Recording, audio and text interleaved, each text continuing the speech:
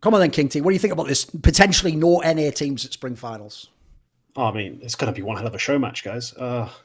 That's true. I forgot. It's going to be the IEM scenario. Just invite Liquid basically to play Call in a show match. Just do it already. Right. This is going to be another episode of Snake and Banter, the show that me and Maui do, where we bring the good, the bad, the ugly, and obviously our guest for this one is going to be KingT, who you will have seen on a bunch of my content, but technically he hasn't done Snake and Banter yet. We actually haven't had that many repeat Snake and Banter guests, although I will say I will start cycling people through now, because like I said on the Maniac one, it is kind of mental to just be like, we've already done Yanko. It's like you made he gave his opinion like 2 years ago on some stuff no one cares about now. Like, people want to know what he thinks about modern stuff, so I'll cycle people back, don't worry. It doesn't have to be what it did get into at one point, which is I did sort of go too deep on like trying to get as many unique guests as possible. And at the end, it was sort of like, who's that? It's like, no, don't worry, they might be good, like whatever. So anyway, you'll know who I'm talking about. So fucking come correcting it. It's not my fault. It's level up. I didn't make you fucking perform like that. But we love you all and respect you all for coming on our podcast and all that, whatever. Yeah, exactly. Everyone equals when they're in the exactly. banter. Who knows? Maybe it was my podcast skills that fucked it up. I doubt it. I'm pretty straight fire, but you know, who knows? Who can judge? I'm not one to judge. So obviously, KingT's background, if people don't know, I'll give you a great example. I'm pretty sure you were actually one of the first people I ever saw content. Funny enough, if people don't know, KingT actually does content in the vein of what Maui did originally, which is he does like player profile stuff about specific players, but he likes to also big up people who are like, I'd say like the people who are like coming through tier 2, and they're probably the ones that should go to tier 1 next. And mate, you've nailed so many over the years. Like the joke, like most of the fucking Mouse players you've done, a bunch of the Sprout players, the ones that are in big now. There's a whole bunch of players. Over the years, you've nailed a lot of the tier 2 ones. So actually, I also think an interesting angle is you're not someone who's only watching Blast, right? You're also watching some of the other tournaments or watching the demos, right? Yeah, of course. And well, Counter-Strike starts at 9 a.m. I don't get why everyone's waiting for 2 p.m. for Blast to start. There's all these online tournaments, which of course, that Yarabao guy tried to completely like dismantle up. Yes. But thankfully found out he was mostly just chatting nonsense, so I could go back to watching that in peace. But yeah, it's just, there's always Counter-Strike on, and there's always little details to find, unknown players, unheard entities. That's a great soundbite, by the way, because that soundbite just makes everyone else sound lazy. You're like, Counter-Strike starts at 9 a.m. I don't know what you guys are. You need to be spoon-fed the game, do you? You know, Real Man goes out there, gets Counter-Strike. He reaps it from the field. He takes it from the oceans. He feeds off the land. It's the soil. That's what makes it people. You know, whatever. It's all political philosophy, apparently. No, so anyway, obviously people know the format. Go on. I actually hung out with KingT, actually. Oh, you know him? When did you meet him? Yeah. When did we at the major or something? Hung out like 6 months ago or so, I think. In London, yeah.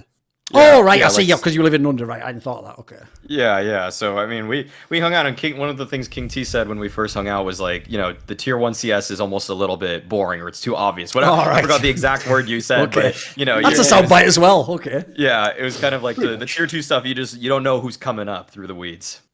Okay. So does that mean you've also met up with Badolf, KingT? No. All right, I was going to say. Met Maui, I think, Hawker.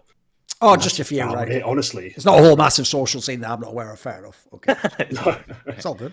Right, let's get into it then. So obviously we always do the Fight Club style where the guest starts first. So what was your good point that you're bringing us today, KingT? So my good was, well, I saw you had a tweet kind of indicating you believed the contrary, but mine went beyond just the numbers. And it was that Spinx's CT play actually looked pretty good. Like beyond just everything we saw statistically, because there was a big upgrade in his rating, which is lovely. But more importantly, when I was watching, the direct comparison I made was Overpass, just in the game I watched. He looked far more connected with what the team was doing. He looked less like just isolated and lost sometimes, locking himself into silly fights. Like there was far more going on that the team were involved with just to help him out. He's still taking just heads up dry peaks at times because he is supposed to be a star rifler. They're going to do that sometimes. Ideally, you'd like a little less of it, but he does that and he's got that freedom. But then there's like, you know, Apex throwing support nades, support flashes. He actually falls back with Zywoo more often than just staying in toilets and dying for nothing. There was a whole lot more that just convinced me that, yeah, they've put some time and effort into this and he's actually catching up to the system and catching up to the team, which is very promising. If you get a second star behind Zywoo, this Vitality team becomes, well, a completely different, more tantalizing prospect.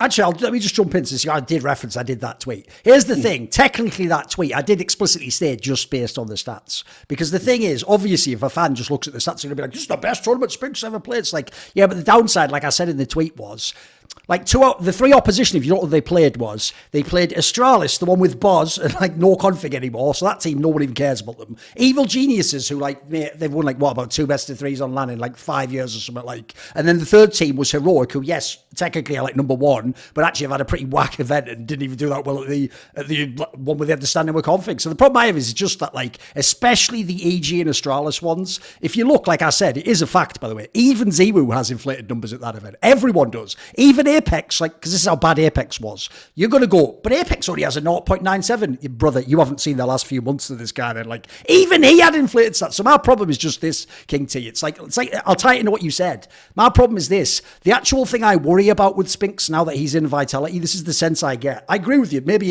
holistically they have changed some things, but my biggest concern is this. What you just described there is what I think stops people becoming like the absolute top 5, real top 5 players in the world. And it's that if you play sort of a little bit abusive and loose when you're playing people you know are worse than you sort of train bad habits. Like this, like you say, you put this guy against a bunch of people who are like a third as good as him at aiming, he'll clean up, he'll drop 40. It's what he was doing in Ents, essentially. What I realise in Ents now is, it wasn't purely that he played totally differently. It's that if he lost, it was Ents, so we'd also sort of give him a pass. It's like they're not supposed to beat like fucking Vitality or Navi every time. Like in that scenario, you can just sort of like play your roles, frag out a bit, you lose the game, everyone goes, well, you're good, they need to get a better 5th or 4th. You know, it's the fucking Gambit Cloud9 story. You always blame the support player, don't you? So I'm with you. Like, put it this way, I'm a Spinx fan. Maui's more on the end of sort of like, that's like his European OC, where he's just going to like, he will drive him out of the scene. Like, I'll drive OC out of the scene, don't worry, I'll take care of that trash. But now Maui is going to get Spinx out of Vitality one way or another. Or he's going to level up and actually play well, right, Maui? Well, I think that they clearly worked on a couple things in the offseason to make Spinx a little bit more comfortable on this team. But I do agree with your assessment of how I feel about Spinx, that I think that he's just kind of a noob stompy in his style. Like, the way that I felt like they fixed some of his problems or shortcomings was that they made him just push a lot more. Like on Vertigo, for example, we saw these mid pushes coming out from him.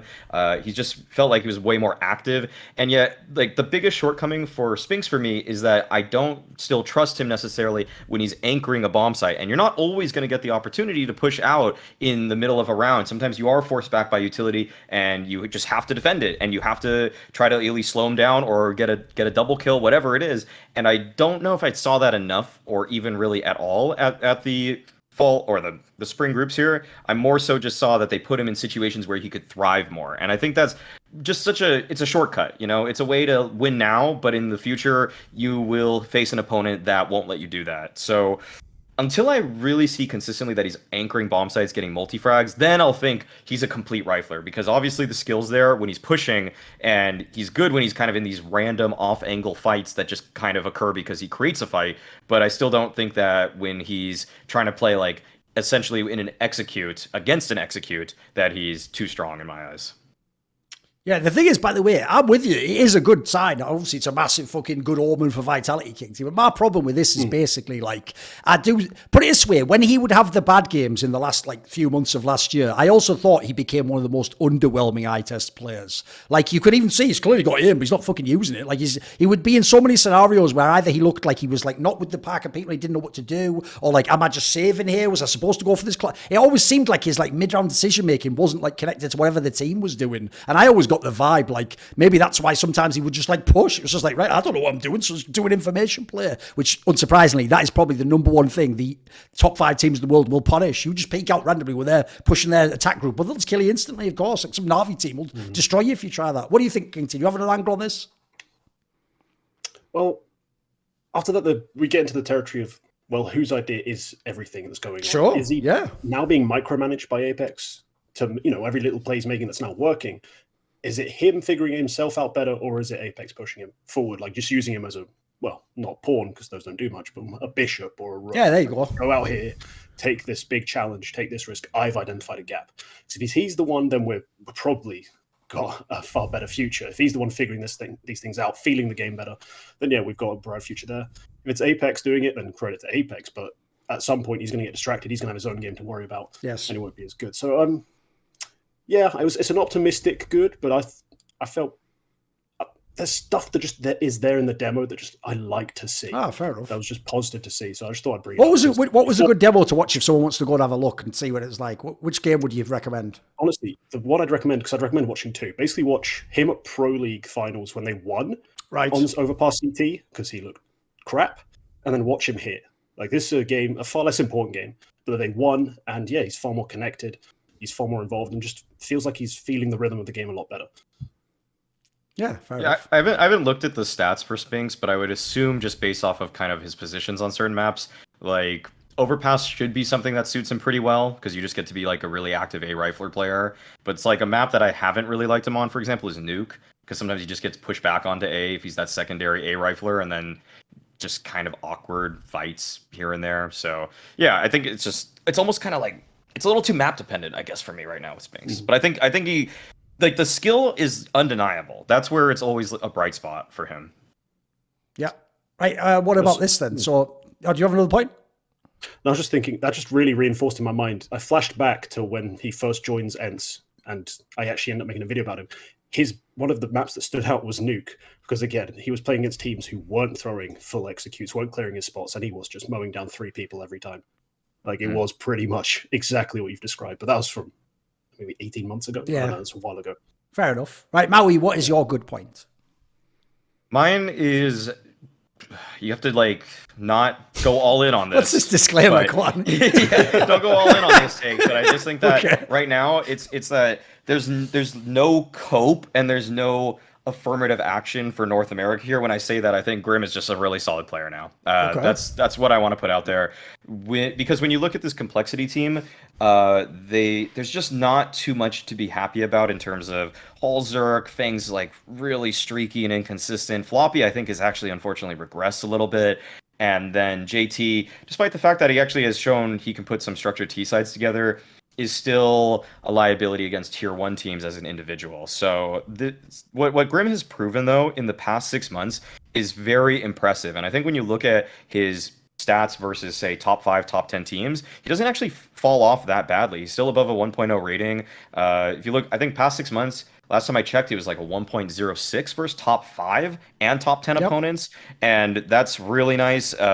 When they played against FaZe at Pro League, for example, last year, he was the reason that they probably they actually probably could have beat FaZe. They were up 14-10 on map number 2. They almost took him out of the tournament. And it was because Grim was just going absolutely like ape shit on Inferno on the second map. But then they obviously didn't complete that victory.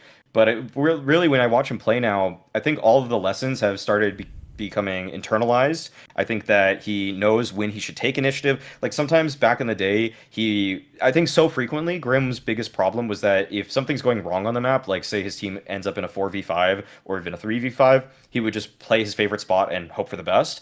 And now I see him taking the right level of initiative. And I think that's through a lot of trial and error. I would say that the first half of 2022 and kind of actually basically most of his time on complexity, he was kind of figuring out when should I push, when should I not. I think on Liquid 2, he was probably trying that, but then Stewie was telling him he was bad, so he probably couldn't actually try as hard, or like really, he didn't want to make mistakes. And I think that's the big issue, and that's why probably he was turtling so often in those man deficit situations. But now I see him taking great initiative. He has like his confidence is there because his aim is fantastic. Like I just saw him in like this is being recorded during their series versus Navi, which we don't know the result of, but I just saw him take some duels versus Simple and win them. You know, I saw him take some duels against people on that team, and he's doing fine. So I think that's really just such that's just something that I think a lot of us have been really, really waiting for.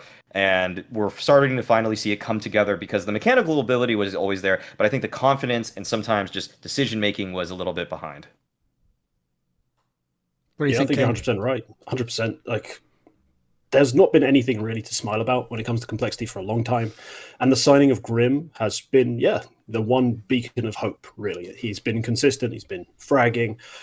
And I can't speak to his playstyles because, I avoid watching NACS because it's bad for you, I think. But he himself, when he goes into these European events and actually gets to play against us Europeans, he still looks good. Like, he looks really strong, frags out. And you say, he looks more assertive, more like just correct in the things he does, and that's great to see.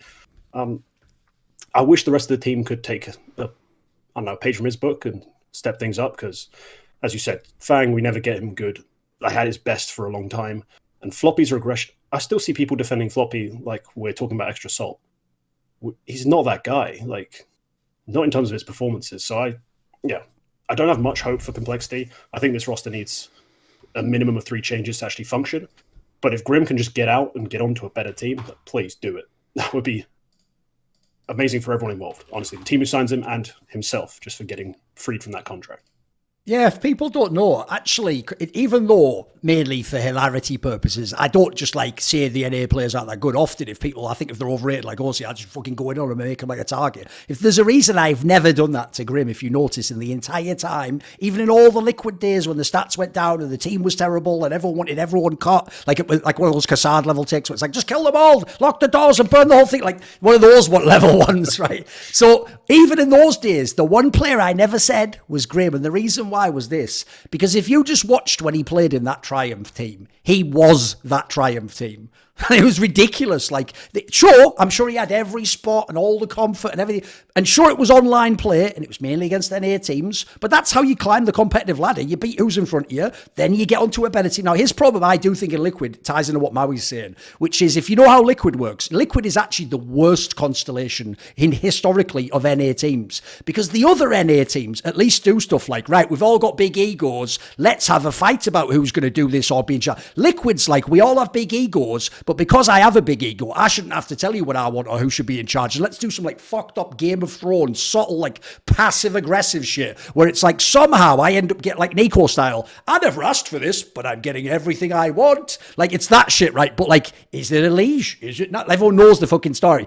Spoiler, it was never Grim as far as I can tell outside and from what I've heard internally. So I think even though the Twists one's the most egregious because his numbers did just drop off a cliff and you saw it, he just instantly became like twice as good in Fates. The Grim one, I think Team Liquid ruined Grim. And I think what you've seen in Complexity, the time what you're saying, Maui, is him like sort of actually, the best thing that's happened in this team, as fucked up as it sounds, is that all the other stars fell apart from all those other teams. By the way, I think if tomorrow you make a totally different lineup around Floppy in his perfect spot, totally different lineup around Fang with the right in-game, I think these guys frag out again. I think they become good again. Sure, they're not going to be at European lands like KingT says, like becoming the next top players. They're not going to be great players. Those players probably aren't going to make it. I think Grim is, and I agree with you. I think if you look at the progression, he has shown the competitive ladder progression. Yeah, he regressed a bit in Liquid, but I think the fact that everything else went to shit in Complexity means now, the joke is, if he has a bad series, he's going to have 2 good series right afterwards. Like, this is far and away, forget the stats, just I'll tell you, this is far and away the best player in this team. The only area he has left, I think, before he can become like an actual real player where, again, you should start saying maybe he should be in a Liquid, that discussion is, one, he's obviously got to maintain like an understanding of who he is as a player now. He can't, if he gets better teammates, go back to like, you take that spot, or I'll do, I could throw the flash for you. I hate when people do that when they have the skills to be the number one guy. Look, he's not like Keserato, but his eye test was good. Like, as Mike said, he has very consistent aim. It's good. Like, the one problem I think he has is the next rung on the competitive ladder, which is either A, being a good team, or this is the more important one, because the one thing that'll make you hate on Grim is just remember that match against fucking Imperial at that RMR. They had them dead to rights, and he had them dead to rights. He was carrying the game. But the problem was, the team and him just got nervous. The saying in English is that it's squeaky bum time, and you saw they basically just sort of went like, after you fallen, and just let him go to the majors. So that's the thing. I agree with you, Maui. You give him like a random like group stage game in a round robin against even fate, he can frag out. He can have 2 maps like that where he just goes plus 20 somewhere. But I've got to see it sort of like in a playoff setting, like a prop. If we can start to show that, because I actually do agree, the current crop of NA players. The other thing is as well, obviously the newest ones, like the guys who came from the Cloud9s and the extra, they never got the lands. Like, they've only gotten the lands, remember, from the latter part of 2021. So I actually think if you look where Grim's tracking, dude, I think it's about perfect. If you look where he started and how many lands he's played, and he's actually going, the curve is just going up like this. No other player, I think you can say that about with an NA player. In fact, even some of the greats are in kind of dire straits. So I think he is the one real bright spot right now. And crucially for me, I don't know if he ever gets to like killer edge, but I don't think actually he needs to be like the main player. Like, I think if you had a good NA team, he would be like the dream fucking like 3rd star or something. You know, if he was in his spots, that would be like the Magus position, if you know what I mean. Like, you just take over the game at that point, as in like not role wise, but like where you are in the hierarchy of the team. Yeah. One last point I'll add on to this is actually just to throw it back. When I was your research assistant, like in 2017, you asked me who I think the rising NA players were. I just pulled up the document before this, and I put there were 4 names I put on it. First was Grim, and this was before he even played Pro League or anything like that. Yeah. Second was Exotic, who like played for CLG, but then he land dodged, and now he's just out of the scene completely. Third was Ye, actually, and then fourth was Sabrosa. So. Kind of a just some good eyes right there, you know. Just the joke there would be like, what you're doing is you back off like the idea. Yeah, it was going to be a great like CS. I just said he had a lot of talent for FPS, really. You know, I just thought like eventually you'll get to it, like you just do it like that, don't you know? If it's not this game, you know, it'll be like another game with anime elements or something. I just figured he's going to make it. So, right, all right, then here's my good point. Right, mine's actually one, which I'm very carefully going to phrase because obviously we have talked to this topic to death, but I'm going to frame it very particularly. It's not just about the team, but you might know this, Maui. It's partly because of the betting. Like, if you notice, betting's cued me in way more on like which dark horses I like compared to before, just which players I like. Like the joke is in the past, I would pick Vitality as dark horse because I like him. I'd like him to win. Now I actually do pick this on who I think like can really win the game. And one of the ones you notice I love as an underdog is fucking Big. I'll never bet on them as a favourite in a million years. They actually do beat someone good and get to like a quarterfinal. I'll be betting all day against the other team. But if they're like an underdog, and especially this is the scenario where you bet on Big, and it's not just betting where Big will perform. It's when you actually look at the two rosters and you look at the two teams like on the HLTV page, and you're like, no, there's no way they should have a chance in this one. Buckle up because the other team's thinking that, and they're in for a bad 3-map series right now. Like, mate, this team. The reason, this is where I'm going to frame it. It's not just that Big did well. I've specifically put it like this. It's that we have a team like Big to test the top teams, crucially the top teams, because what I love about teams like Big is this. Notice after the game, no one can come out if they're on a team like a Vitality, something like top, they can't come out then and just go, well, you know, they all just like hit every shot and fragged out, and you know, they have their German Zemu was killing. There's no excuses when Big beats you. When Big beats you, like old school teams, like the old LXCBN, so they just played real Counter-Strike with worse players and beat you with what makes Counter-Strike brilliant, which is it isn't just about aiming. It is about other elements. And so every time you lose to them, it shows you like, you better get some shit together. Like that's why I give an example like that as well. If you're like a Vitality and you lose to Big, they just fundamentally outplayed you in the game and probably out-researched you. Like, you can't just be like, come on, Zemu, get it together. Like, so what I love is you do need teams like that. You need like upset teams that aren't just like, well, this one guy carried. You need it to be where it's like, we better go back to the lab, mix. If they can beat us, what the fuck's FaZe going to do to us next week, you know? I mean, I've been such a big proponent for a while now, based off of that one take I made with, what was it, when Richard came on the show, I think it was, and I just said that I thought they could touch top 5 if things went well. That obviously is blown out of proportion, like I'm now the biggest Big fan on the planet. I do think that it's really pleasing to watch them, though, because of the elements that you described, which is that they just put together rounds in a way that's just so structured. It's like every single corner they turn has a reason that they're going for it. They're flashing into it. They're double peeking into it. They have a person covering another angle so Surson can actually go for a pick, even if Surson misses the shot, even if the guy doesn't hold for Surson and they all die and it all falls apart. At least there was an idea behind it, and that's why I really like them and root for them, because you can see it in some of their matches that when they played against NIP, for example, they found themselves in so many advantages earlier on in these spring groups, and then they just lost 2v4s. I think they lost 2v4s on the same Mirage map because they lost to like Hampus with a MAC-10 getting a 3K, and it's like, you guys need to just shoot back a little bit better. Like, that's pretty unacceptable for Tier 1 CS, but I also think that to find themselves in as many advantage positions as they did speaks more about what this team is really about. And so for me with Big, I think that what is really fun is that when they do upset, it is off of the fact that they put themselves in favorable positions, they punish mistakes from opponents, and it's like they're basically putting those ego-checking teams, which are like FaZe, in their place for making plays that are just fundamentally bad CS. And so it's almost like you can imagine that as soon as you lose to Big, you would probably imagine that team probably just shapes up immediately, because nobody thinks that they should be losing to this team.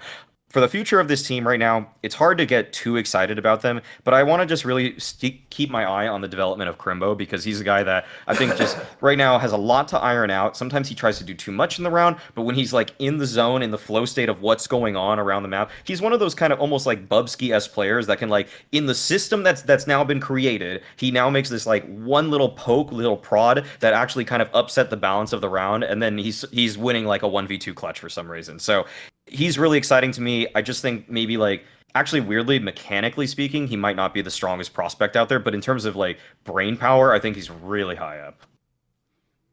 Yeah, that's pretty much Crimbo right there. You just grabbed him perfectly. He's not the most mechanically gifted, but he does have a better read than a player his age really should have. Especially, he doesn't have extensive like tier 2 experience. He didn't, he's not old enough to have played the old lands that we used to have back when the tier 2 scene was more important, I think. He's now just a player who intuits far better than he should. But what I love about Big when they upset is because they do, at the end of the day, have to hit the shots, right? You play all the fundamentals right. That's what they do. They get themselves in the advantageous situations, but then they have to close it out. And that's when I usually find like a player like KingT just starts banging heads. And I'm sat there like, wasn't he trash? Like, wasn't that the entire narrative? He was the most flamed player about 6 months or 8 months ago, wasn't he? Yeah, of course. And I think, Maui, you actually pointed out quite perfectly once that he was playing with the academy team at the time. And there was, what's his name? Who was instead? Yeah, there you go. Tizian was the player. Tizian. Yes. And you just pointed out, KingT's got way better mechanics. Why not just put him in these Tizian spots, which are super basic? Just hit a headshot. That's all you have to do. And it'll work so much better. Now they've come back to this. They finally got, their dream lineup, as they put it, the 5 they wanted. Pretty much the 5 best Germans you can assemble. I've looked throughout their entire scene. There ain't a whole lot else coming through. And yeah, when they frag out, when they hit their shots, guys like KingT are amazingly fun to watch. So it's not just satisfying in terms of, yes, they play everything perfectly, but when they hit the shots and they've got players like Tabs and KingT popping off, all of a sudden they're also entertaining in a very visceral way. So that's why I think Big are becoming fan favorites, not just of like the occasional analyst who gets really nerdy about all the different util sets they use, but just the combination is getting perfect. The mix is just right. I think they are going to be a fan favorite team real soon, even if they, as we established, never really crack the elite teams and stay consistently up there. They are just going to be a lot of fun to watch. If you want to enjoy a big game and see what I'm talking about, here's how you do it. The mistake is don't go and get like a Tabs and POV and be like, I'm going to watch all the cross. You're not going to say, what you do is this, get a game where they played a top team, a team that should be better than quite close, and watch from the top team's POV when the top team's on CT side, and pick all the best riflers on the top team. And what you'll find is this, your brain tells you from a million games, like, oh, this is awesome. Like, this guy's got really good skill on this like CT player. Like, he's going to get this first kill. And they're like, oh, he's flashed. They got him. Oh, it's like playing like a bad fucking matchmaking game where you don't have a proper team and you feel like you're playing against a stack. It's like, oh, they flashed him off again, or oh, they double peaked him. Oh, it feels unfair until you remember this is totally valid. This is actually what Counter-Strike is, guys. It's not FPL, like this is actually how you win Counter-Strike fundamentally. So yeah, just props to them. And as you say, it's got to be the coaching staff and Tabs, and hasn't it? Like, how many fucking, they've had a million different players. They're the only factor that remains at this point. So mad props, yeah. Right, what is your bad point, KingT? Well, it's kind of, I'm going to spend a lot of this ranting on about a game played against Big, but it's Liquid just look dreadful right now. I just don't like watching them play Counter-Strike. Not only is there individuals who are lacking, like Elige, allegedly a superstar rifler, still waiting for that to happen again. OC's still mid, and Yakindar basically throws every third map. It feels like yes, he genuinely terrible. He either dominates right until the moment he just completely can't get a kill. It's mad, isn't it? There's no B game for this guy for some reason. I don't know why. And it's some of it's like CT play where he's not even playing like stupid aggressive stuff. Like he's not going out finding info, doing some mad batshit stuff. He's just dead. Like I was watching the Big Nuke game, and I just keep looking at the score. Oh, he's dead. How'd he die? And you watch back the round, he literally just steps out, gets caught for a spam because he's doing the same attempted push 3 times in a row. Like, it's just really annoying to watch him play. And then when you see them play their map pick against Big, they pick Anubis and just get out-mollied, out-naded, out-flashed, out-moved, out-everything that could be possibly considered strategic in Counter-Strike. I just kind of gave up. Like, yeah, sure, it's Big. They're known for their prep, but this was your pick coming into this. Like, you had to be better than that. So I'm just kind of giving up. I kind of want them to just throw it all away. Like, I'd rather they just drowned than be suspended by a noose just above the water. He's actually doing the Kassad take. Okay, fair. Mm-hmm. Okay, Yeah. all right. I just don't like But it. instead of fire, he chose water as the execution method for this one. Okay, he wants it like a James Bond thing where the tank just fills the flag. Please, okay. And then he looks down and goes, "No, no liquid, no leash. I won't." All right, come on, Mo. You must have a fucking angle on this. Well, I think that it's pretty safe to say that Liquid going into these spring groups just wanted to test out a lot of stuff. Like they wanted to test Anubis. They wanted to see if they could start banning Vertigo and playing Nuke. But I think those are some failures, some abject failures. The only real bright spot for Anubis is when they were playing CT side versus Complexity, which is just a completely different game than obviously when you pick T side and you have to like try to make something happen against Big, who are going to probably have a lot of procedures outlined against what you're doing. So for Liquid right now, I'm actually not going to hit the panic button. I'm not even really close to it even. I think that when you talk about the negatives for this team, the criticism for Yakindar is really fair, and that's kind of been the nature of his play for quite some time now, where he's scorching hot or he's ice cold. And for the rest of the players, Nav is a guy that I'm just finding so reliable for them. Don't really have any problems with him. Nitro can actually weirdly be okay. Like, I'm not going to say he's a fragging IGL, but he's definitely not the bottom of the pack in the World CS as an IGL in terms of his individual ability. But OC is clearly the weak spot for this team, because you look at every other top 10 team, and I don't think you can really pick anybody in good faith that you'd say is worse than OC. And that's obviously concerning. As an AWPer, yeah. Yeah, as an AWPer, of course. Yeah, I mean, looking right now, I think like the closest would probably be Torji, and I think that's it's a little bit of a coin flip, but I think Torji's probably just like a little bit more explosive, and I'd probably take that over OC, which is kind of more just like he's on the I don't want to mess up side of things, whereas Torji is like, I'll make a mistake, but I might also get you 30 frags, and you'd probably rather play roulette with your op than what Liquid's doing, I guess, or what OC's doing, I mean. And so, yeah, I mean, I actually have pretty high hopes for them at Katowice. Like, I would be surprised if they're not... I guess I can't really say that, because I guess if they're one BO3 from making it to the playoffs, I almost feel like that's where they're going to end up. So, like, top 8 at the event is where I'd put them, but I don't really see that. If they make semifinals, I'd be shocked. So, yeah, this is probably not where they want to be, and that's kind of why I've also said on the hot take show we do that if, like, NAF right now is the guy that you'd really want to save on the team.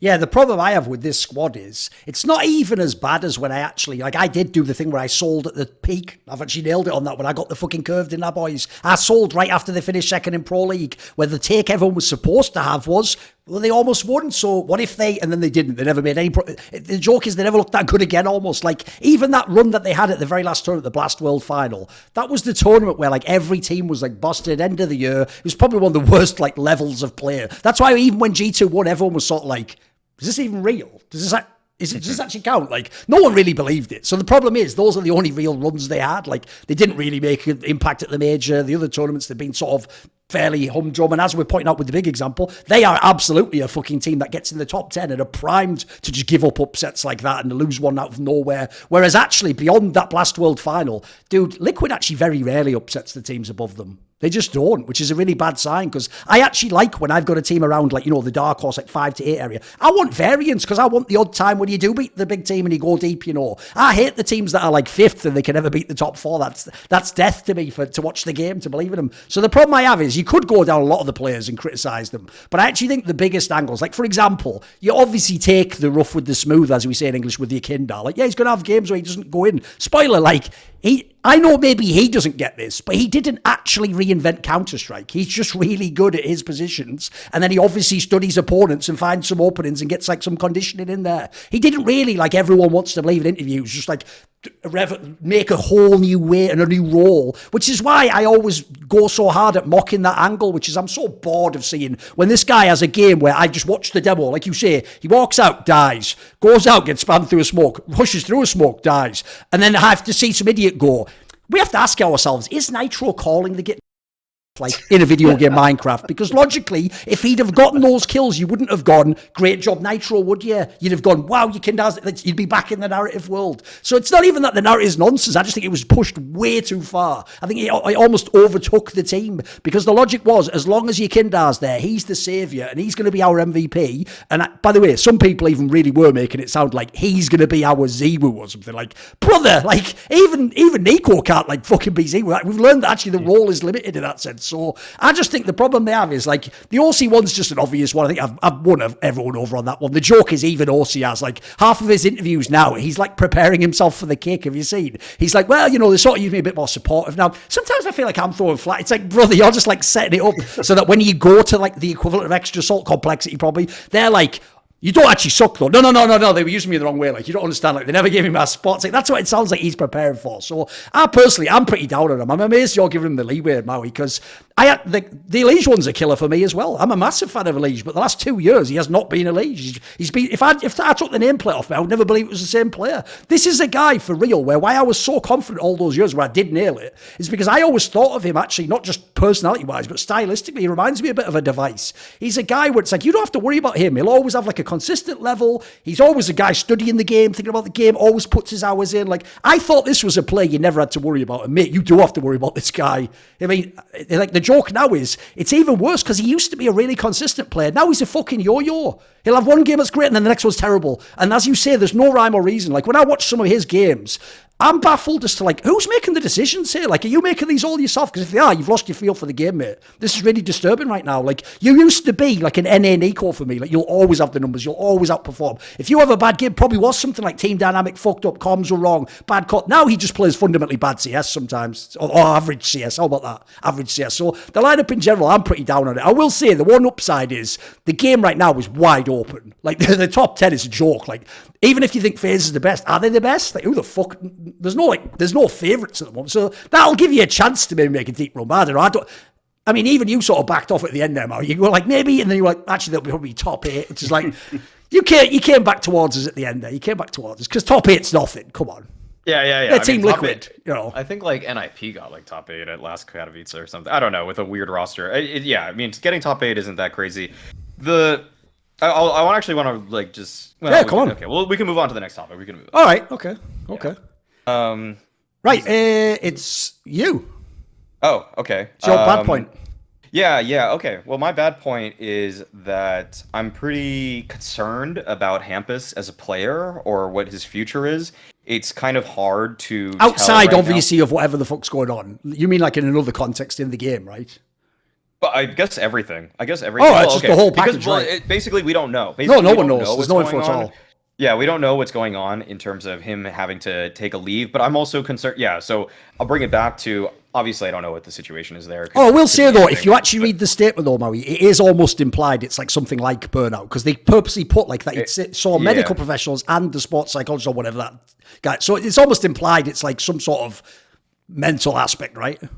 Right, exactly. So that actually kind of colors how I see his future playing out, which is kind of like, think of Alex from Vitality, right, where there was a lot of potential there. It felt like this guy could have probably made a lot of teams very good, and now we see that Alex from Vitality is not really doing anything.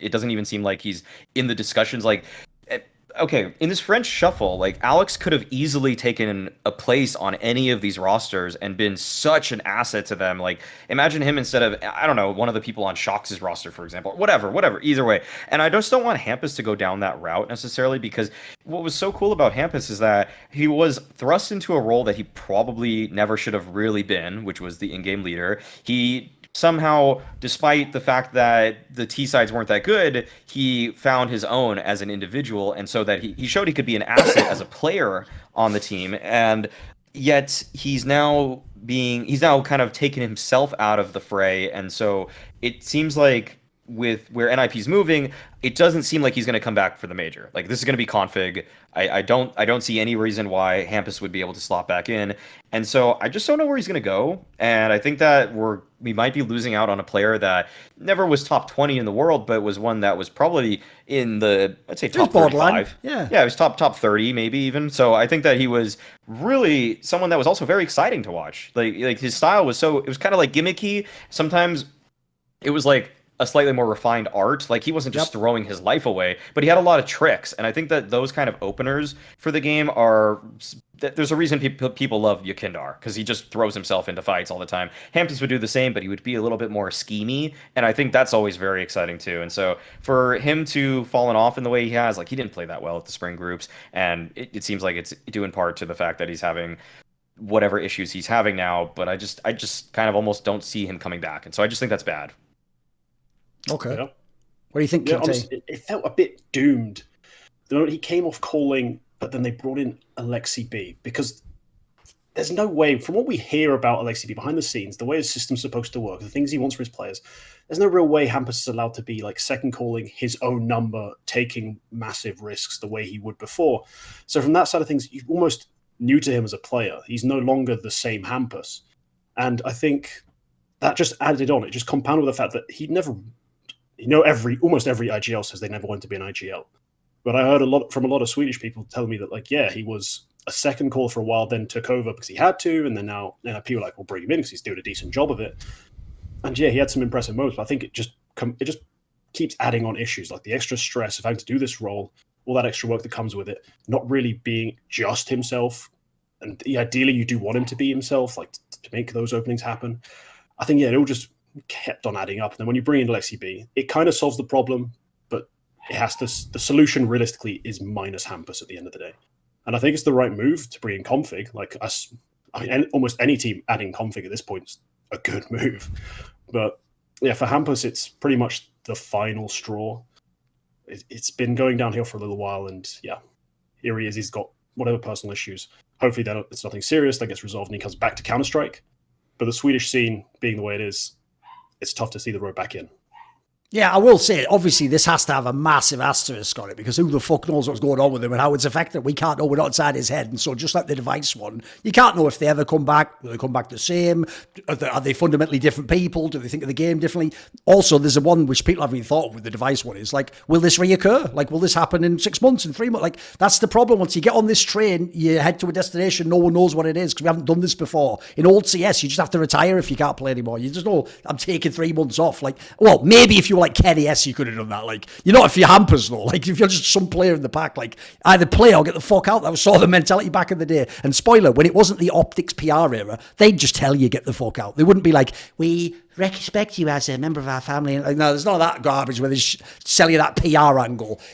So what I would say is this. I will say, I'll be very careful, KingT, because you have a point on the ugly one that I'll try not to veer too much into. But the one angle I have is this. I agree with you, Maui. When he was at his best, I actually thought Hampus showed that he was a player individually who had a lot of fucking promise. Because here's the difference. I agree with you. That was even the analogy I would use is I think he's a better version of Art. He's probably not as skilled as Art, but the difference is I did get the sense with Art.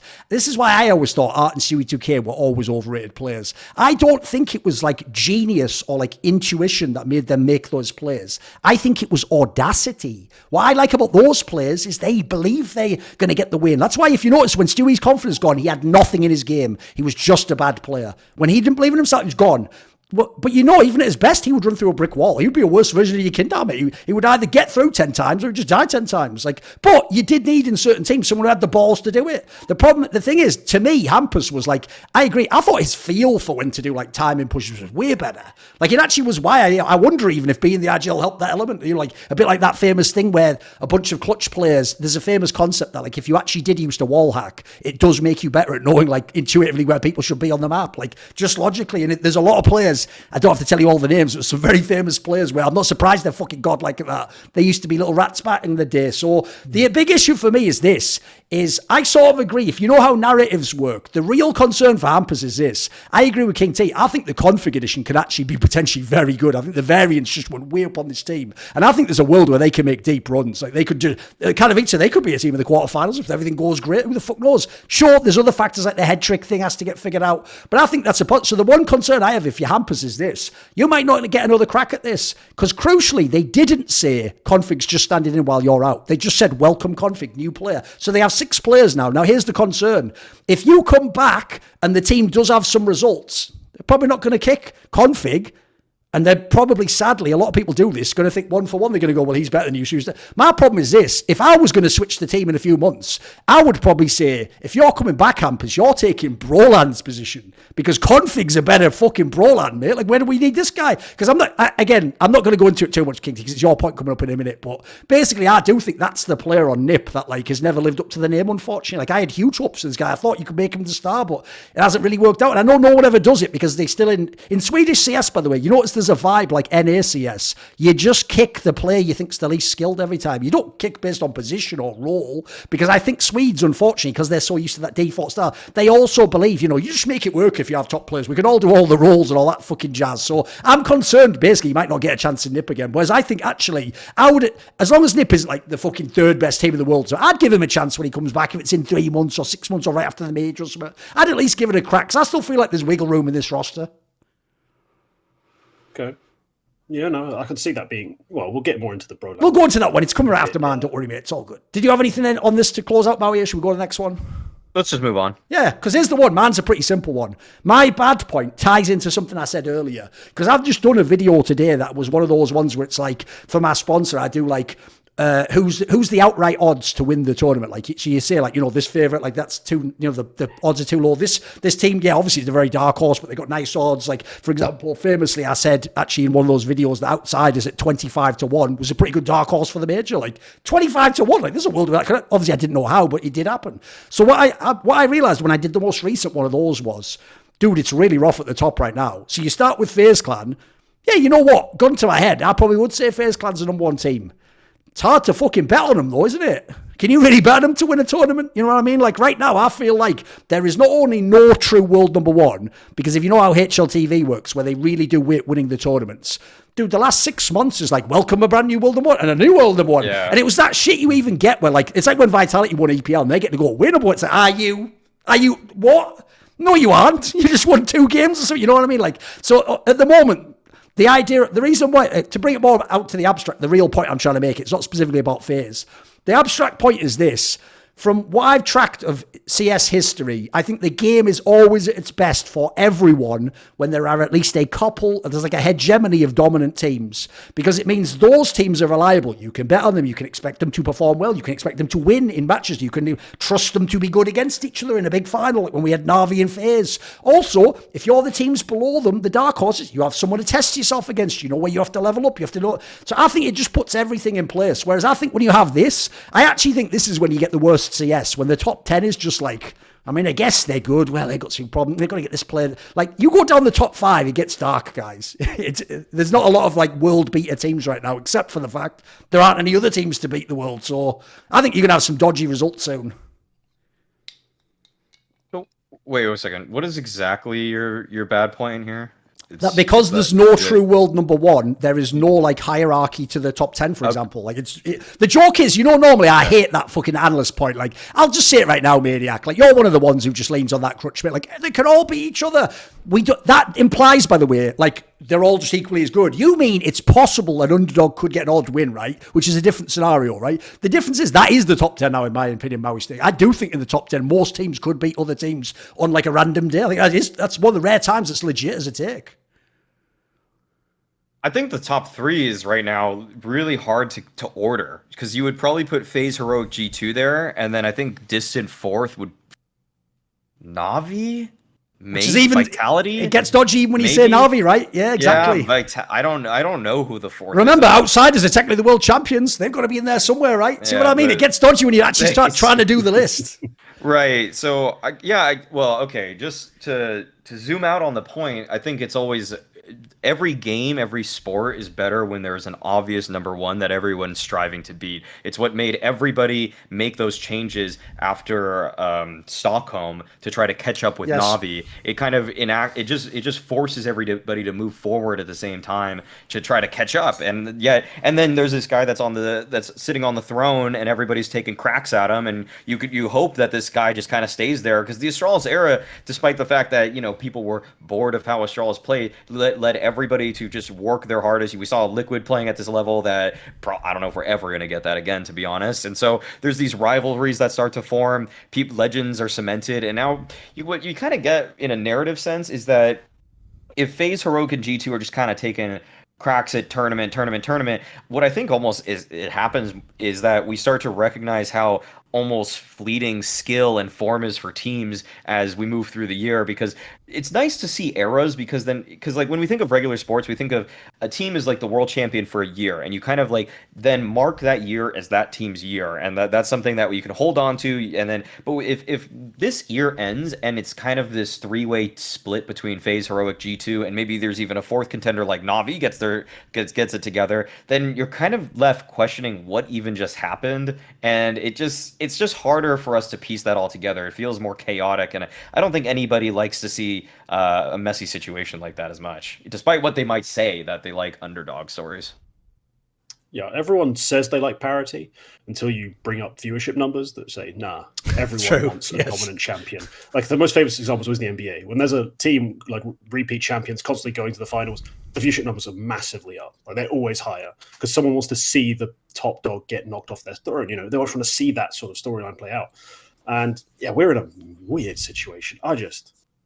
Even the top three picking them, Heroic come into this year, not convincing, ended last year, unconvincing. FaZe, on paper, whenever I have to make the point of who's my number one, I still always say on paper FaZe. Yep. But yeah, you're not going to gamble on it. So no, it is weird for the viewing experience because you go into every series technically with this hope of, oh, anything could happen. But yeah, quickly face to this is just kind of mid. Like if anything can happen in every series, you're not as really bought in. The underdog story isn't as interesting. The favorite repeating doesn't ever happen. So you can't even buy into that sort of narrative. So dude, you know the way you phrased it there, tiresome. where you were like, if anything can happen. Dude, that's the perfect phrasing, because when an idiot hears that, they go, anything can happen. You mean Complexity could beat Navi? No, anything could happen. They could also both play the worst match of Counter-Strike ever, and no one could play well. Like No. That's included in everything. Remember, like the most random number has every pattern possible in it. Keep going anyway. Yeah, well, that's pretty much it. If anything happened, it's quite a good chance it's not going to be very entertaining. So I do wish we had solidified top teams. I wish Navi, I don't know. It's hard to tell them how to make their roster moves. It's all right. There's a point coming up for that one. Don't worry. There's definitely like a Navi target coming up, so it's all good. Here's the thing. Obviously, the next section's the ugly one. So let's just do yours. I alluded to it before. Yours is about Brollan, right? So that's why I didn't go too heavy on that. What's your angle on this? Well, I phrased it as just Brollan's personal hell, because he left Fnatic. You know, he basically did the switch between the two historic Swedish orgs. And at the time, I had to read through the interview to get the exact quotes again, because it was hilarious how things have just completely, seemingly just gone against him. He went from leaving Fnatic to go play with more Swedes on NIP. I heard also that he just prefers calming in Swedish. Pretty much a few months after he arrives, they make their first change to stop them being a full Swedish communication team. They go on to speaking English. And slowly and slowly, they keep changing things up, making these roster moves where he's also got his personal level going down. His teammates are getting less Swedish. And I think for him, it's just personally, he's feeling less and less comfortable. Then also his gameplay is matching how he actually feels. He's just playing worse. He's still taking all those fights that he used to get to take on Fnatic when he was at his best. When we call, Wee's a bit general, but I used to call him the best rifler in Sweden at the time. Sure. Just in the head-to-head with Rez, I considered him stronger at that point. But now he's just losing those fights. He's losing almost everything. So I think that Brollan right now is in a spot where nothing is going right in his career. Personally, or in terms of actual results on the server, nothing could be worse at this point. He's just going off the cliff, really. Just for the sake of the joke, I'll say technically, since he's a player in NIP, just from Device's career, it could get worse. Like, for example, he could buy the wrong girl a drink. Anyway, keep going. Yeah, okay. I kept that one careful. Come on, Maui, what's your take? Well, I think that it's also something that's overlooked in these discussions, maybe, or just what we've kind of gotten used to in Tier 1 CS is people's ability to adapt to a second language, and Brollan seems to have failed that test. Every time he has to switch to that, it does seem like he clearly loses a step. Past 3 months rating for him not too hot, and it's kind of more or less when Alexi B hopped on this roster once they had to switch to speaking English. And you kind of actually look back at some of the stats he had when he was speaking Swedish. It's just like, man, this guy was just so nasty, and also just purely from memory when he was playing with the Flusha JWs on Fnatic back when they were still speaking Swedish, it just was so obvious he was the most promising player. He was the one that's supposed to bear the torch moving forward for Sweden. Hampus said when they got Brollan, they said, if you want to be the best Swedish team, you got to get the best Swedish player. I don't think there was really any doubt. I don't think there was much pushback at all, unless you're looking at like very, very like short time periods of stats for when maybe like someone like Rez would have popped off over him for like a very, like a tournament or something. But in terms of actually what we've seen in bigger events when Fnatic were winning more with him, then yeah, it was like, why is this guy not just one of the best aggressive riflers in the world? I would have probably said his peak to me for a whole year was probably up there with like what probably better than Config actually. I think Brollan had that one good year, and I think that one good year was better than I've seen a year from Config. But like that's kind of what you want, But you want somebody like that can open up space, and that worked so well on the old Fnatic roster. I'm starting to just kind of reminisce over how good he looked back in 2018, 19, because and that's just kind of sad that he hasn't really blossomed into anything more, because it feels like everything should have been there for him, but then the team situations have consistently been turbulent.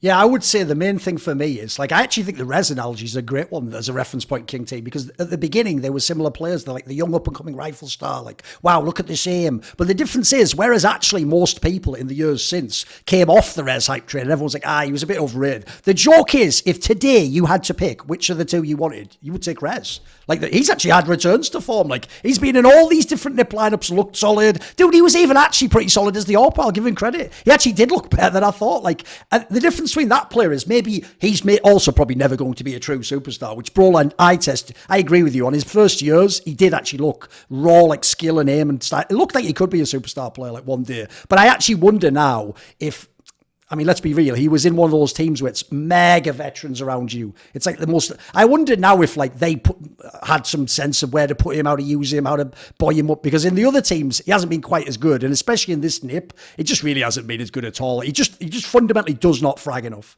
He just does not shoot people in the head. Like, and that is a really disturbing sign, because like actually this is when his prime should be. Like, let me just double check. He is 20 years old, guys. And he already had that year with Fnatic before we came to the online. It's not even like he's one of those ones where he came up in the online. He had that year where they were making all the top fours at LANs and winning DreamHack Malmo and stuff. Like 20. This should be when he's in his prime. This should be like when he's popping off. The joke is this should be like when he's one of the absolute best players, whereas it does seem like he's just lost his way. That's why I said I opened the door before. Like, if I was changing people out, I'd maybe just look where this guy's at in 4 months. If Hampus is like, I want to come back. And I'd just change people's roles around, and I'd make it work. Because the difference is when I look at like LXCB, Rez, Config, those three alone feel like they have to be the mainstays. I can work with the others, but that's a really nice basis to have a team, in my opinion. So I just find it sad, because he's sort of indicative of the Swedish scene. If you remember, even when he was at his best, we used to be like, all Sweden has is Brollan. It's like, brother, they don't even have that anymore. You know what I mean? Like, I made this point at the end of the year, because a lot of people, you can tell that actually most fans, there is a lot of turnover in fans. There's a lot of people who just start watching every 2 years. There's a lot of people who just started within the last 2 years. Here's how you know. Dude, no one was even shocked by that HLTV top 20. That's how I know y'all aren't old school fans. Guys, there wasn't a single Polish player. There was like one fucking French player. There was no Swedish players. Like this, if you're an old school fan, that is impossible. Especially Swedish. Like, none! And by the way, no one was even, there wasn't even like a delusional take that could have made a Swedish player top 10. You know what I mean? Like, it's not even on the table. So he is indicative, unfortunately, of the fact that like Sweden just isn't the shit anymore in CSGO, I'm afraid. Just isn't. Sad. Yeah. Anders wants to start clowning Swedish CS again, and I think he's going to be able to do that. He keeps bringing this up. Okay. He's like, why are we not making fun of them for not having any good teams? But it's actually getting kind of sad. It's getting kind of sadder than it is funny to me. Oh, it is, exactly, yeah. I agree. Yeah. Right, okay then. What is your ugly point, Maui? Mine is that so it's pretty cool that we're going to see the Blast Spring Finals take place in Washington, D.C. I don't remember there ever being. I don't think there's ever been a big CS event there, ever. Exactly. So I think that's really cool location, cool choice. But the ugly part of this is that there's a strong possibility there are no North American teams that are competing at it. By the way, if you're Blast, this is like, remember you just did this with like Noah Strauss at Blast. You're just like, oh please, why? Like that's all the ticket sales is those fuckers. Yeah. So and the whole commercial was all the NA players, wasn't it? Like, get ready to come to NA. Like, you might not even be there, motherfucker. Yeah, Elise, you had that cheeky little smile. You'll be in the crowd watching, giving away fucking motherboards or something, you daft cunt. Fucking hell. Yeah, because well, Liquid's already been sent to the showdown. EG's already been sent to the showdown. Complexity. I mean, as of time we're recording this, they could beat. They could beat Navi. Who knows? But I don't think it's probably going to happen. And so they're going to be probably in the showdown. And then you think of who's going to actually play in this qualifier. You've got Fluxo, you've got Furia, exactly. Whatever other Brazilian teams. There's actually a lot, by the way, there's a lot of like tier 2 Brazilian teams that are dangerous now as well that you don't know the names of, I'm telling you. Yeah, there's a lot that are going to come in there. They actually have an Asian qualifier, by the way, now for the North American Showdown. So there's going to be some random Asian team that could knock out Liquid, Like, there's just all these things that could go wrong now. I think there's going to be 4 North American teams in the showdown, but that's just 50-50. Like I'm not counting on EG to take out one of those Brazilian teams to make it easier for Liquid to move forward. I'm not counting on. All I'm going to say is this, Maui. This is where, just watch for this, because if you do, this moment in this video will become straight fire. I want to see now whether Blast are totally legit, because one of the worst things about being a TO is if you do everything fair, you can just get unlucky and have none of it. So I want to know, will Blast feel the temptation of what I call the Virtus Pro League doctrine? Because here's what you do if you're clever, Maui. You just make one half of the bracket all the NA teams. You know what I mean? Like, you make it so like one of them has to win the game. You could do that if you were shady. So all I'm saying is I'm going to be waiting for that bracket to come out, as you say. If it's all like, we all just play it, then fine. But if one half is like the 4 NA teams on this side, I don't know about that. But even if the 4 are on that side, like they have to win it all. Oh, is it still only one gets through? Yes, only one gets through. Right. So it could just always be Furia. Right. So that's right. That's worse than Yeah, it's terrifying actually, because Liquid kind of used these spring groups, and I get it, in the greater calendar, it makes sense that you would want to just use it as practice, but like you might have just screwed the whole event because now you're relying on how you're going to do online versus teams you probably are not going to be scouting that hard. So yeah, that's my ugly point. Oh, by the way, I want KingT to jump with this, but I have one point I forgot actually to say about the Liquid one before. You just reminded me of. I'll tell you why I hate that media narrative of like, we'll just try all 7 maps. Because do you remember when they did almost win Pro League? One of the main things I said goes against Liquid, and I think this is a lens not enough analysts use, is, dude, what was the one map, if I put a gun to your head, they win in a big series? There wasn't one. There wasn't one. You could have said Mirage because it wasn't. There's no way. Stylistically, you wouldn't look at that and go, yes, pull the trigger if they lose. You would go like, is there another game I can have Thorin maybe face with Heroic? Like, you wouldn't. And so the problem is, like, guys, you aren't even amazing on like 3 maps. Why are you fucking trying to play them all? Like, what's that? Like, I think that's just whack, mate. That's like scraping the barrel before you kick someone or something. Come on. I think that's it. Well, just to jump in on that, I think it's because they just didn't like their vertigo. That's probably why. I mean, it definitely betrayed them a lot because they tried to lean into that map, didn't they? But it betrayed them a lot in those fucking lands, mate. Vertigo CT side was really tricky for them, and also the T side was almost too reliant on Yakindar just being good. Yes. And that's just, I mean, we've seen how that's a shaky win condition. Come on then, KingT. What do you think about this potentially no NA teams at Spring Finals? Oh, I mean, it's going to be one hell of a show match, guys. That's true. I forgot. It's going to be the IEM scenario. Just invite Liquid basically to play Call in a show match. Just do it already. Just do it. Yeah. I mean, I'm excited. Honestly, the most exciting part of that whole situation is if there is like basically an NA showdown to try and qualify in that final slot. If there is an Asian team who comes through, I'm really interested to see how that Asian team does. I'm going to be honest. I'm more invested in the Mongolian scene than the NA scene at this point. Okay. I love Mongolian CS. Okay. It's crazy. Those kids are cracked. Okay. So give me IHC playing against random Brazilians and Complexity, because they might show you lot up. Like, that'll be amazingly fun to watch. If they end up with, seriously, no NA teams in Washington, D.C., like, that'd be perfect. I mean, I get we're not supposed to root for the downfall of the US, but I kind of do, so that would be fucking brilliant. I'm not going to lie. I'll just sit here cackling in London, because it's one of those things where NA are kind of obnoxious when they're good. So when they're bad, we've just got to push it in. Just rub the salt in. Just take it. Sure. Have it. Yeah. I love it. Love every second of it. And by the way, before anyone jumps in, like they're all going to go, yeah, where's UKCS? No, that's not how it works, because I learned from you Americans. Watch how I use your own precedent to destroy you. So you know how when like Simple plays in Liquid, you're like, there's nothing more American than an immigrant playing in a team. Well, then that means it's just the team. Well, spoiler. Are you ready? This is the most whack angle, but it's technically factually 100% accurate. Fnatic's a UK company. Suck it. We got all those majors. 3 of them motherfuckers, baby. 3 of them. 3 of them boys. What do you mean? Oh, he's Swedish. No. No xenophobia. He earned this picture just like everyone else. Like, whatever, exactly. I've got the fucking counter to that whack any angle. So okay, let's spin it then, because here's mine. By the way, I don't have a big take on that one. I just think a lot of the NA teams are down at the moment. And quite frankly, even though Liquid, here's the problem with the Liquid one. I actually do have the highest expectations for Liquid, the team, because of what they've done in the past, and still having people like Elise, etc. I do think if you're Liquid, you shouldn't even be doing any of this bullshit of like, I'm the best NA team. You're supposed to be the best team in the world.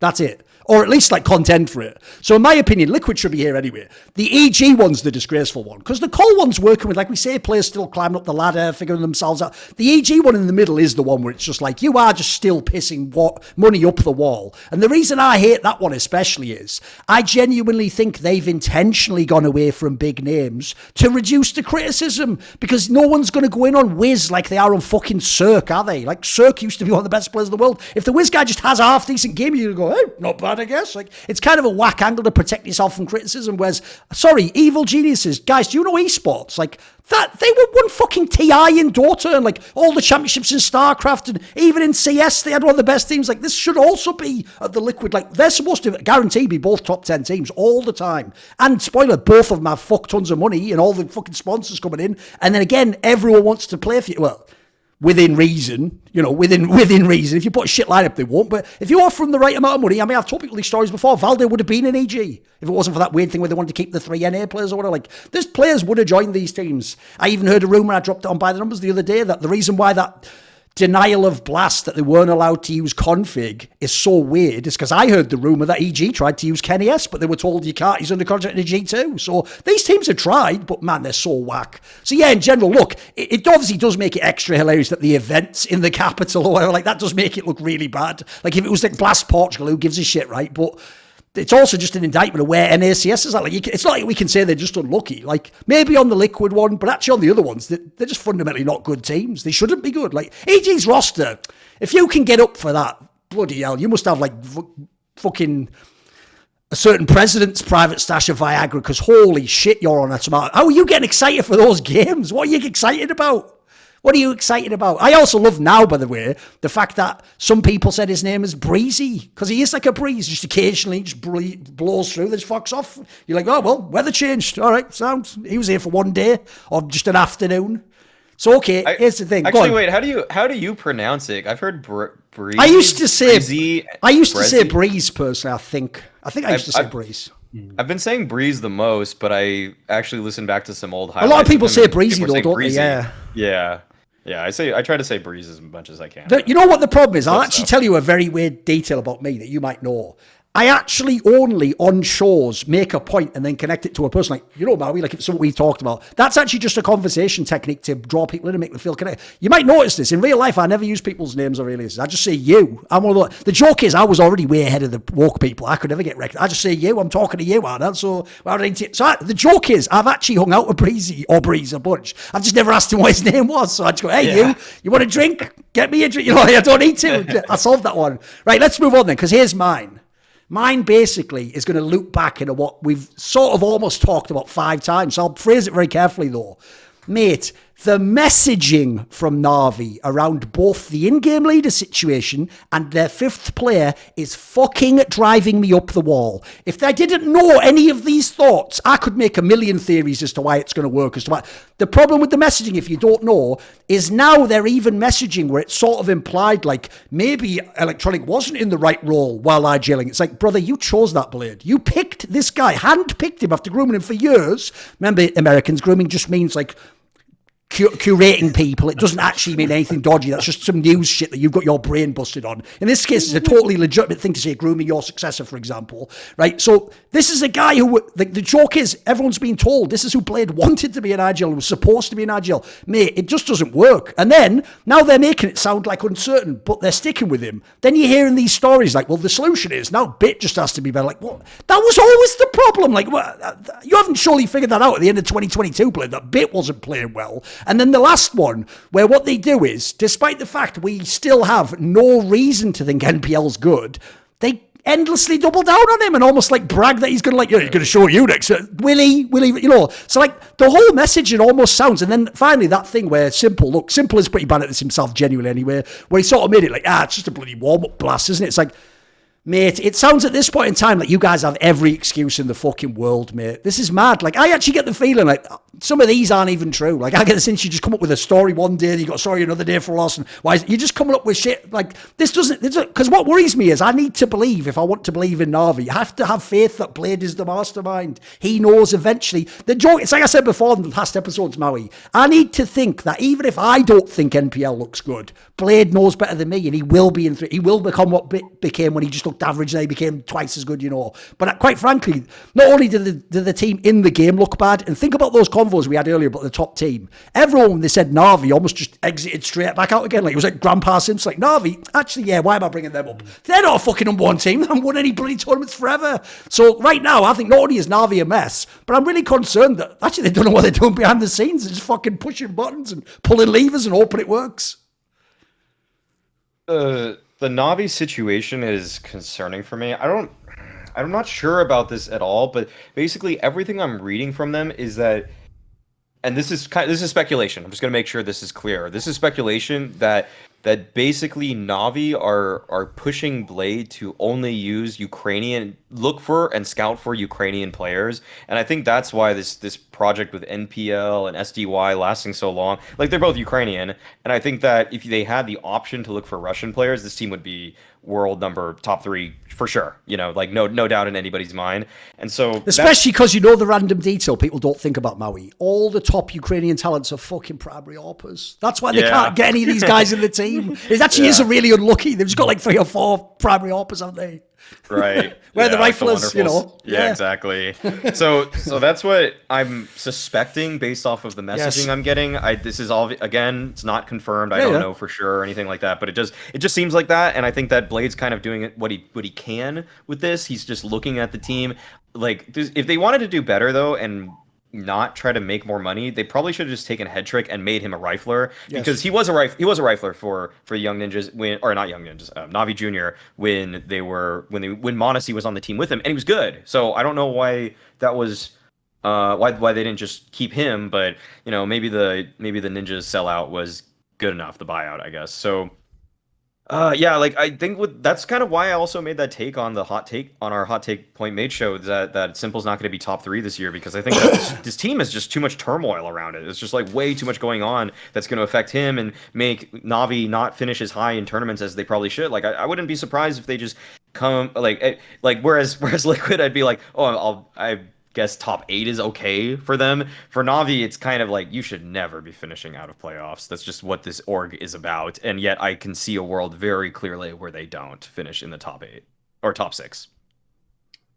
Yeah, it's kind of sad, honestly, because we spent all this time building up Simple's career to the point where he is contending for titles, and now we're in a mess where it feels like we're just on the other side of a hill. None of the roster moves make a lot of sense, and I think it's not even subtle. I think it's pretty clear they are outright signing Ukrainians and pretty much no one else. There's never even been a rumor. There's never even been a reported rumor of a Russian player joining. Because remember, the other rumor aside from Ukrainians was Bostra Yakinda, expressly not Russian players. Yeah, and honestly, if they weren't involved in actual real talks with Buster, I'm wondering what the hell they're doing, because he's exactly the kind of player they should have been trying to sign to fill these spots. But I don't like the way Navi's been approaching this. They've prioritized, I think, all the wrong things. And at the end of the day, it's costing them really their championship window. You know, they had Electronic and Simple at their best. They should have been the best team in the world last year. Some things are outside of their control, but a lot of them aren't. So I just think, Navi have kind of fumbled the bag in this sense. And we're coming into a situation where I have no idea what they even do to really recover this if they're sticking to their current strategy. There doesn't seem to be a real solution, because the Ukrainian talent that exists, there is some rifle talent. They've all previously probably played in Navi Academy, like Fear, Onkir, these sorts of guys, these sorts of names. They all have some behind the scenes, like attitude issues, things that Blade tends to frown upon. So you're not going to see those guys come through. So it's not going to be signing raw, talented rifle prospects. It's going to be people from the academy who maybe are better shaped, better suited to fit in with Blade's philosophy. And man, we ain't got another 2 years for him to train someone up. Like, this should have been their time.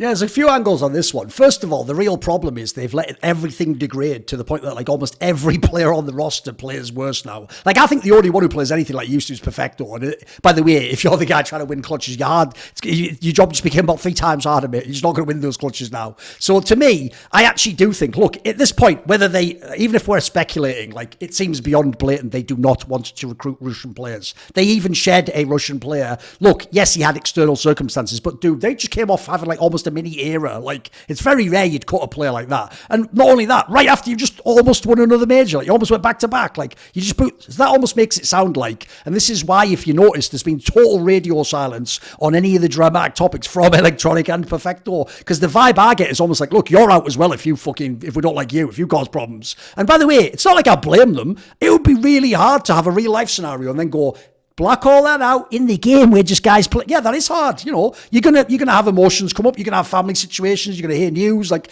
it will be tough to have these players. The problem is though, it's just the obvious answer. I made this point on the Hot Take show, guys. Not only like, look, in the past it used to be pretty even between Russia and Ukraine, which was producing the best young talents. This is like the golden generation of fucking Russian talent coming through. Like I'll give you a list of players right now. If any of these players could sign to NAVI, and by the way, think it through, they could have within the last year or year and a half, but they missed the chance. If they could have signed Flit, Patsy, Fame, guys, you're all super hyped. They're going to win every tournament after that. Like that's the game over. And that's before, by the way, I even say, remember, one of the real rumours was they were supposed to, I've never heard if it was real or not, they were supposed to be in talks for your Kindar. Mate, you'd take that deal tomorrow. You'd snap the fucking hand off if you could do that. On both ends, by the way, that'd be a slam dunk for both people.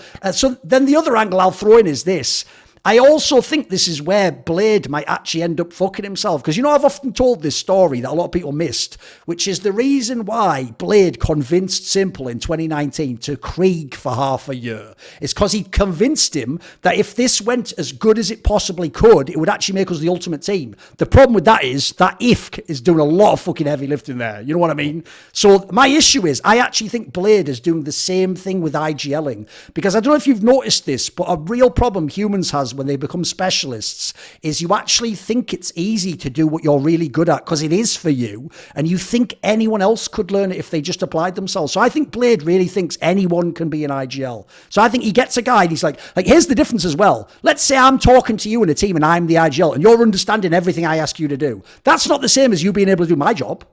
But it might seem like it is. Hey, he understands me. He gets my vision of the game. He knows how I want to play. So I think Blade does want like a fucking floor general, as it were, who's going to do what he does. But that guy isn't Blade. So the Electronic one, it's not like I hate him as IGL. I just don't really see like why they're sticking with it. Like I don't know what they see that makes this worth it. Because to me, an obvious move tomorrow is you get an IGL, you just put Electronic back in his spots that he's great at, because he's another player I do kind of have faith to come back to his level on the lands and do all that shit. So it just seems like NAVI are their own worst enemies in terms of some of the decisions they're taking or what their current philosophy of the team is. And like I said on that last one, it's the reason why I think so many teams are just cool with people just trying being an IGL. I hate people trying. It's not a try before you buy thing, you fuck. You're supposed to basically say, I'm an IGL forever, win or lose. Now let's get it, basically. So they're doing that shit where, like, let's be real, in 6 months Electronic won't be the IGL. I'll tell you that right now. They're gonna back off that eventually. Because here's the problem, like we're talking about, they don't even get the results anymore, boys. They're not in finals. I'll tell you what, not only will people like Simple not stand for that, I don't think NAVI will eventually. I think eventually something has to break. But like I said, I do understand it is very difficult because there aren't blatant Ukrainian talents. In fact, I'll say the obvious thing, which now, look, it's only in hindsight. But in hindsight, if you knew what you knew now about NAVI, you'd just make it work with Monacy and Simple, wouldn't you? You'd just find a way to make it work, brother. You know what I mean? The joke is, Blade, that might even be when you do make Simple be the rifler. Who knows? It depends what map you're playing. Like, the difference is, I'd be excited for like the problems to solve in that team. I'm not excited about these problems to solve because I don't know what the fucking solution could be. It's pretty dark. Mm.